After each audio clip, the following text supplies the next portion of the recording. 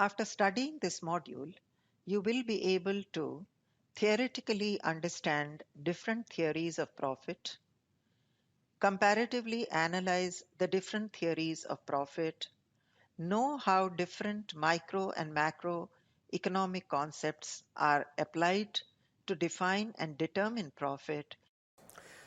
In this model, we'll understand and explain the concept of profit and how profit arises. Now, at the outset, we have to state that the implications of the word profit in economics are different from the sense in which the word profit is used in accounting. Here we need to draw a clear-cut distinction between explicit and implicit costs. Explicit costs are the costs incurred on factor inputs that have been hired from the factor market, and implicit cost is the cost incurred on factor inputs that are supplied by the entrepreneur itself. Now, in accounting, when we talk about profit, accounting concept of profit would be that from the total revenue, when we minus the explicit costs, the difference is the profit in terms of accounting concept of profit. But in economics, from the explicit profit, when we minus the implicit costs, what we get is the figure of profit. Now here we have to clearly understand the concept of implicit cost itself a little in little more detail.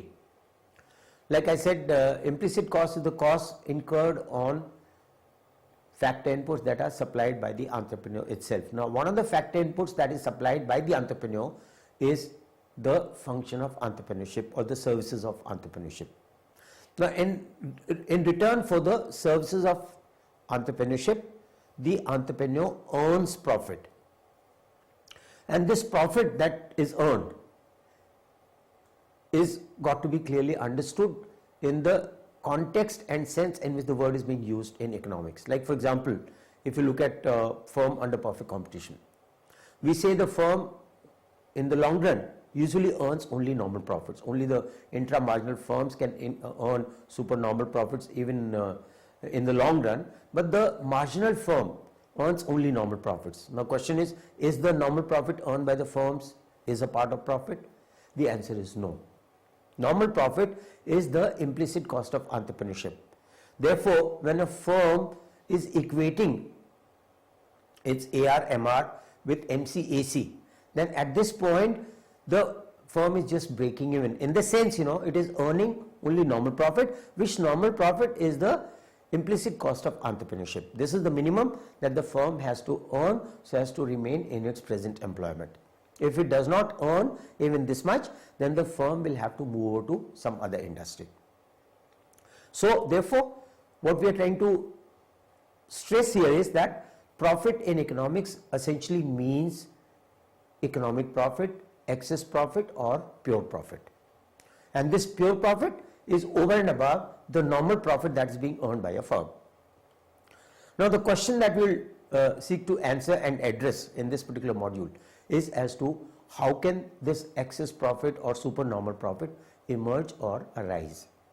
The profit of an organization or firm is usually defined as total revenue over total cost. This is the amount of factor earning enjoyed by the entrepreneur class. In the standard literatures of microeconomics, the concept of profit maximization is widely used to determine equilibrium price and the demand for factor inputs as well as outputs. Several theories were developed to examine the origin and nature of profit. Hawley develops the risk-bearing theory, which suggests that the entrepreneur's profit is the reward of risk taken by him. However, Knight differentiates uncertainty from risk and explains that profit is generated due to the rise of uncertainty in the production process. On the other hand, Walker attempts to establish a relationship between the entrepreneur's ability and the profit generated from the production. According to him, profit is the reward of the entrepreneur's ability. Schumpeter suggests that profit arises due to innovation of new process of production or new products. Marxian theory suggests that capitalist entrepreneur derives profit by exploiting labor. There are various explanations that have been put forward to explain the emergence of supernormal profit even in a competitive society. The earliest explanation that has been put forward to explain the emergence of profit is that it is somewhat similar to the concept of economic rent. Here what we are trying to stress is that even under perfect competition, whereas the marginal firm is earning only normal profit, which means no pure profit, no excess profit, the intra-marginal firms or the entrepreneurs, intra-marginal entrepreneurs, because of their superior ability or greater efficiency, are able to earn supernormal profits. So in this sense, profit becomes a reward for the superior ability of the entrepreneurs. So here this is somewhat similar to the Ricardian concept of rent. The other explanation, now this of course is considered to be one of the explanations, but not the complete explanation as to why and how profit can emerge. The other explanation that has been put forward to explain the emergence of profit is in terms of the dynamic forces that are at work in an economy. We are referring to the Schumpeter's theory of profit as a dynamic surplus. Now, in terms of the dynamic surplus concept of profit, what we are trying to explain is that, look, in case of a static stationary economy, where the same set of forces are repeating themselves both on the demand side as well as on the supply side, supernormal profit or pure profit as we are calling it cannot emerge. Profit will arise only because of the dynamic forces that are at work in an economy. The risk-bearing theory of profit is established by Hawley. It suggests that the entrepreneur's profit depends on his risk-taking behavior. That is, how much risk the entrepreneur will bear during the production determines the amount of profit enjoyed by him. During production, the entrepreneur may not know the exact demand for his product in the market or the change in consumers' taste and preferences that affects the market demand. If the entrepreneur's production exceeds the demand, he will incur loss for not selling his entire output. This implies that there is a demand side risk associated with production. If there is no compensation or reward for risk, there will be no incentive for taking risk. The nature of risk and the risk bearing capacity vary across industries. The higher the risk undertaken, the more will be the profit earned. However, it should be noted that the amount of profit actually depends on how efficiently the risk is managed by the entrepreneur and not the amount of risk borne by him. According to the risk bearing theory, an entrepreneur envisages various types of risks. An entrepreneur faces risk in production when technology becomes obsolete, when more rivals enter into the production, or when new products or new processes of production are launched, a firm will meet competition risk. When there is drastic fall in prices due to economic recession, business cycle risks will arise. A firm also faces risks related to macroeconomic policy changes. For instance, if a government adopts policies like price control, tax policy, import or export restriction, etc., which may produce risk. An entrepreneur may be the gainer or the loser in these situations. These risks cannot be avoided by buying insurance or in any other way.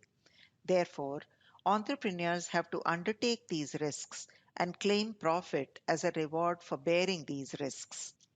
Uncertainty bearing theory.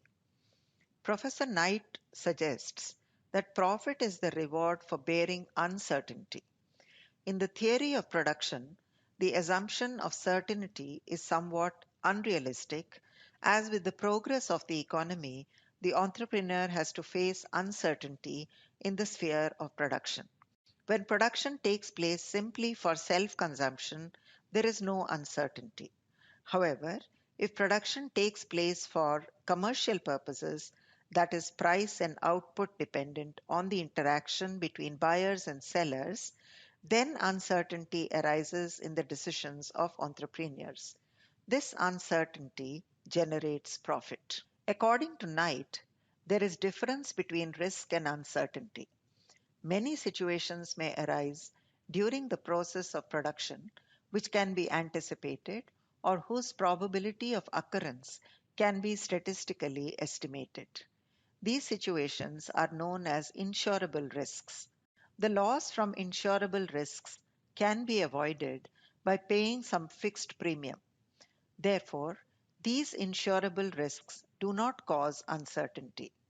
For instance, risks are associated with the loss of property due to fire, accidents, or loss due to theft and robbery, etc. These losses can be recovered by purchasing insurances. However, some events which cannot be predicted or whose probability of occurrence cannot be easily estimated are known as uninsurable risks. No insurance company is ready to provide insurance coverage against these kinds of risks. Thus, these uninsurable risks can generate uncertainty in the process of production.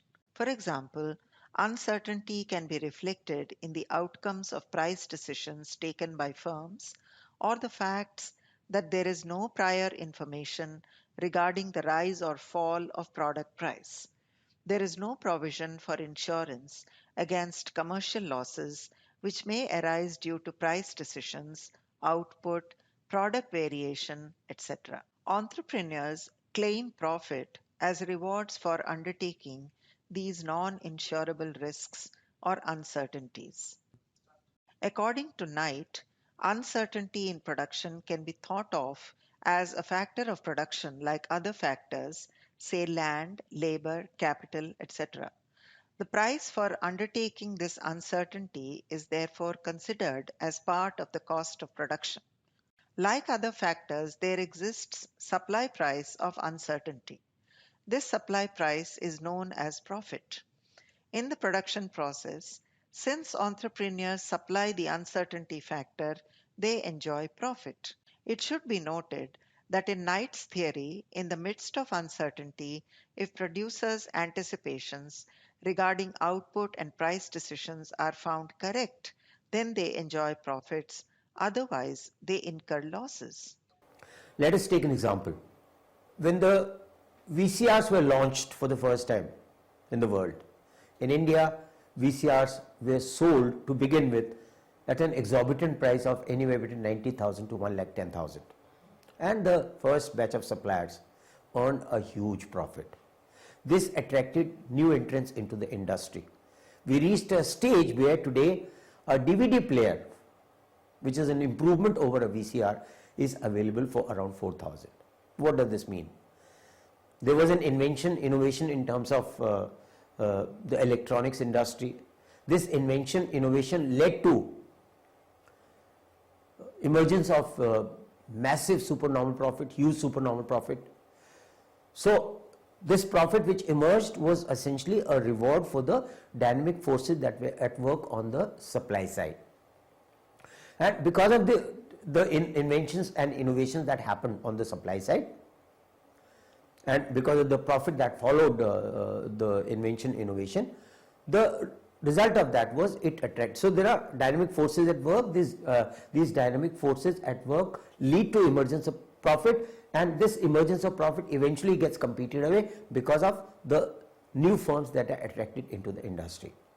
This is basically an example of forces on the supply side. You could also have inventions and innovations on the demand side, wherein people might take fancy to certain designs, certain patterns, change in lifestyle, change in taste and preferences, etc., and as a result of which huge profits might occur.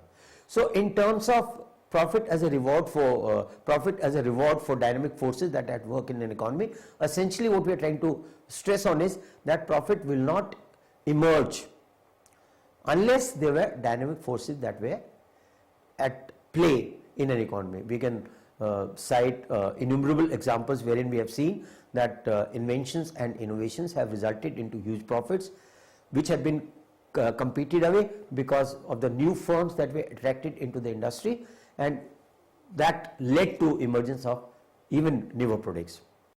Rent theory of profit.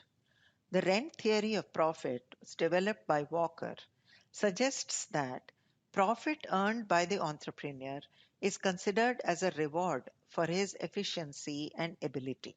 The entire earning of the entrepreneur is not pure profit. Suppose an entrepreneur uses his own capital, land, and devotes his own labor in the production process.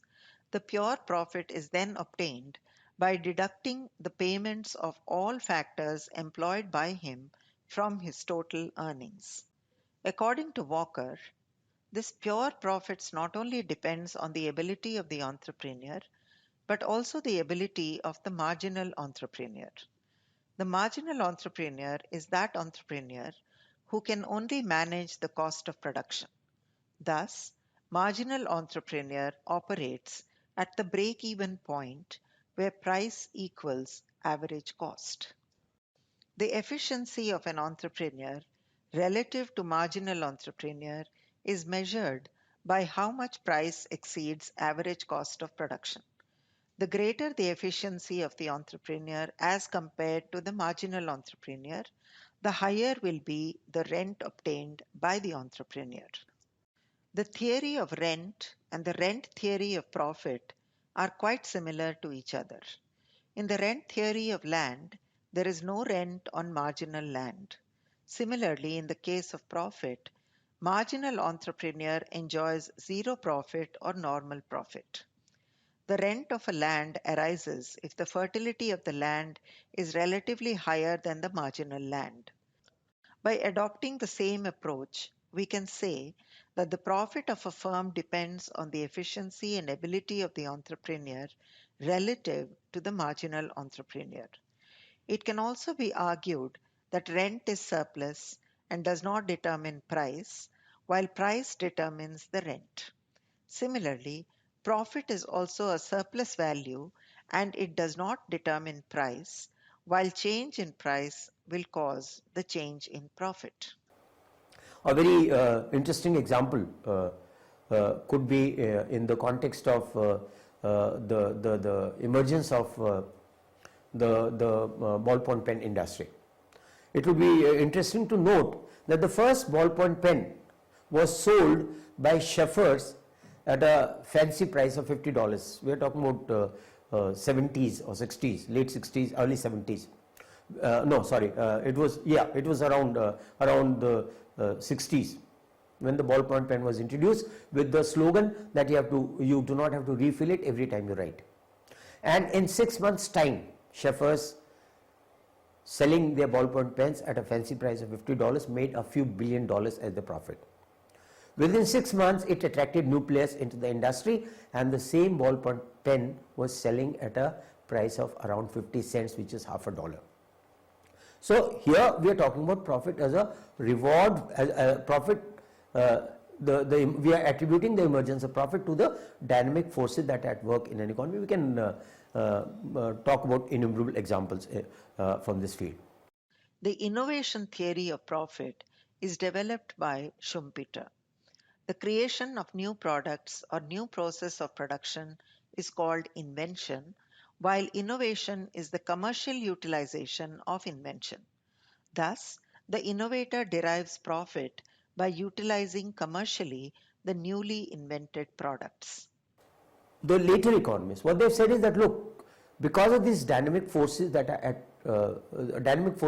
at play in an economy, there are certain kinds of risks and uncertainties that the entrepreneur has to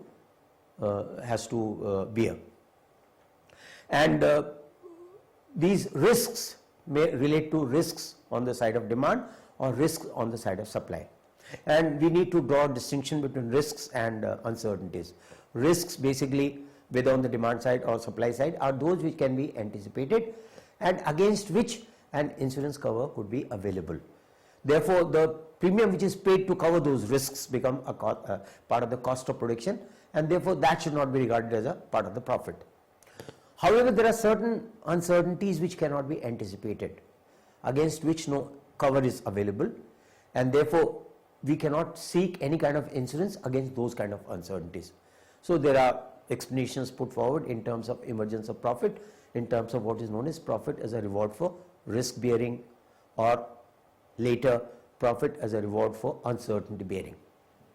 An entrepreneur is said to be an innovator when he brings a new product for commercial purposes and can earn supernormal profits. However, this supernormal profit can be obtained only in the short run. This short run supernormal profit induces others to introduce similar kinds of products or similar process of production, and in the long run, this additional profit will be reduced. Let us now discuss the theory of monopoly power. The theory of monopoly power states that profit arises due to the lack of competition in the market. In a perfectly competitive market, because of free entry and free exit, a firm will earn only normal profit. Now, another explanation that has been provided for emergence of profit is to be understood in the context of the fact that profit is profit in the sense in which the word is being used here in our module and discussion is a profit can only emerge on account of the monopoly power that is at play, which means that profit cannot be earned under competitive conditions. Profit essentially arises on account of the monopoly power that the firms may come to enjoy, and we must appreciate that when the firms are operating under monopoly conditions, they are faced with a downward sloping demand curve, but the MR is falling at a steeper rate, and the equilibrium is attained at the point where the MC equals MR, and the price at that point will be higher than the MR. That means the divergence of AR MR will lead to a situation where the firm will invariably be enjoying monopoly power. So essentially we are saying that in this context profit would be a reward for the emergence of monopoly power. The perfect competition is hardly observed in reality. In the real world, there exist entry barrier, lack of information about the product, and products are not always homogeneous. In this imperfectly competitive situation, a firm with superior position in all respects enjoys market power or monopoly power in deciding prices and outputs. By virtue of its monopoly power, it can charge higher price for its product. Thus, this superior firm obtains higher profit than the other weaker firms. The greater the monopoly power enjoyed by an entrepreneur, the higher will be the profit obtained by him.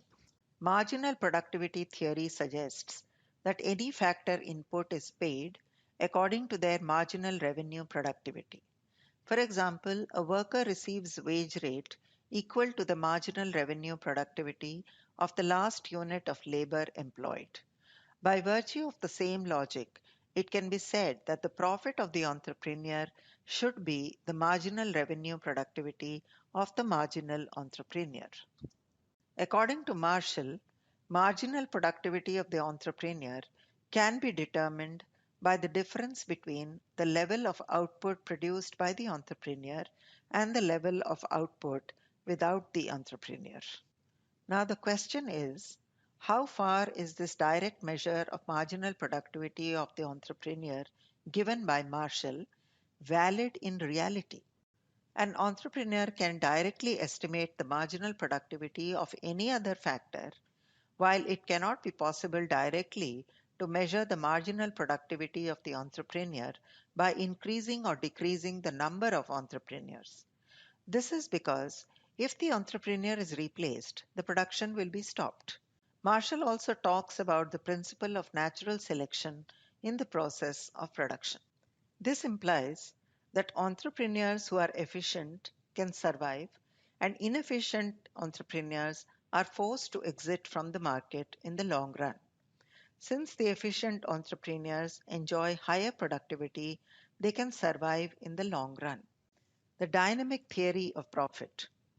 The dynamic theory of profit, developed by J.B. Clark, suggests that profit is generated in a society which is dynamic in nature. The dynamic nature of a society means that the population, size of capital, level of output, taste and preferences of people of that society are changing. All these changes cause the gap between price and unit cost. Profit arises when price exceeds unit cost. In a static society, there are no changes in the above variables, and as a consequence, the difference between price and unit cost does not arise. Thus, profit is not generated in a static society. There are risks or uncertainties associated with the dynamic society, and as a result of this, it is difficult to forecast the future positions of price and output level. Thus, the entrepreneur claims profit as a reward for undertaking these risks or uncertainties in the dynamic society. Labor exploitation theory. Labor exploitation theory was developed by Karl Marx. This theory suggests that profit is the result of the exploitation of labor. According to Marx, the laborer only creates the value of output. The additional value of output over the value of payments to the factors of production should be accrued to the laborer. This additional value, known as surplus value, is the origin of profit. This surplus value is appropriated by the entrepreneur instead of the laborer. For example, suppose a laborer puts 10-hour work efforts and generates 100 units value of output, but he is paid only 40 units value of output, which is equivalent to 4 hours units of labor. Thus, the laborer creates a surplus value of 60 units. The owner of the firm will pocket this surplus value or profit as a return for his capital invested. The Marxian theory of profit also suggests that the stock of capital in an economy increases through the reinvestment of the profit earned by the capitalist. Increase in capital stock will lead to increase in productivity of labor.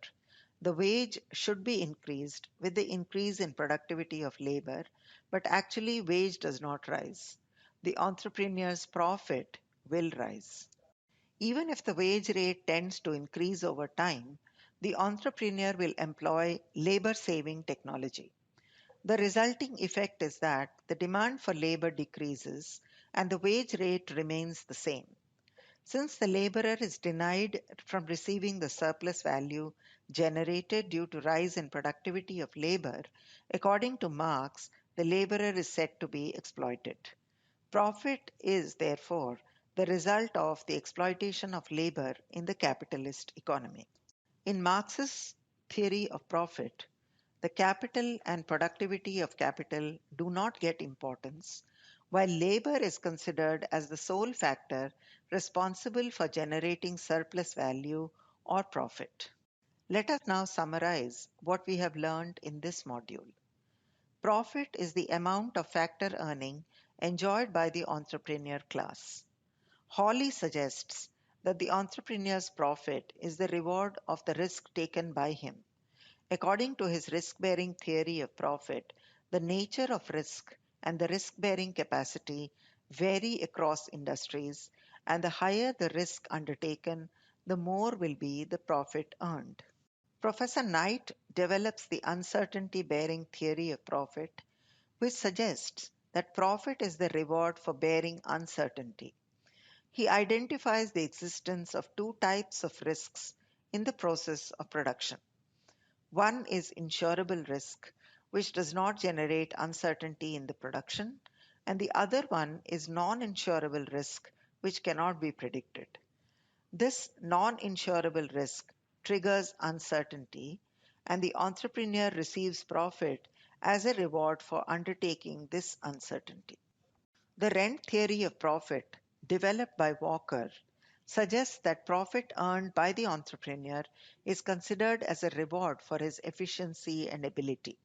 According to this theory, the greater the efficiency of the entrepreneur as compared to the marginal entrepreneur, the higher will be the rent obtained by the entrepreneur. The innovation theory of profit is developed by Schumpeter. According to this theory, the innovator derives profit by utilizing commercially the newly invented products.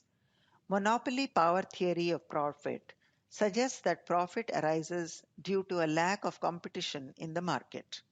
The greater the monopoly power enjoyed by an entrepreneur, the higher will be the profit obtained by him. Marginal productivity theory suggests that any factor input is paid according to their marginal revenue productivity. By virtue of the same logic, it can be said that the profit of the entrepreneur should be the marginal revenue productivity of the marginal entrepreneur. An entrepreneur can directly estimate the marginal productivity of any other factor, while it cannot be possible directly to measure the marginal productivity of the entrepreneur by increasing or decreasing the number of entrepreneurs. The dynamic theory of profit, developed by J.B. Clark, suggests that profit is generated in a society which is dynamic in nature. Labor exploitation theory, developed by Karl Marx, suggests that profit is generated in a society which is dynamic in nature. Labor exploitation theory, developed by Karl Marx, suggests that profit is the result of the exploitation of labor. Now the question is, which are these explanations should be considered as a complete explanation? And to that, essentially what the economists are agreed is that none of these explanations individually really explains fully the emergence of profit. In fact, the emergence of profit could be attributed to each one of these elements. It arises because of the superior ability of the entrepreneurs. It also arises because of the dynamic forces that are at work in an economy. It also arises because of the ability of an entrepreneur to better anticipate the risks that are associated with the business, and to an extent it also emerges on account of the monopoly power or the degree of monopoly power that the entrepreneur may enjoy.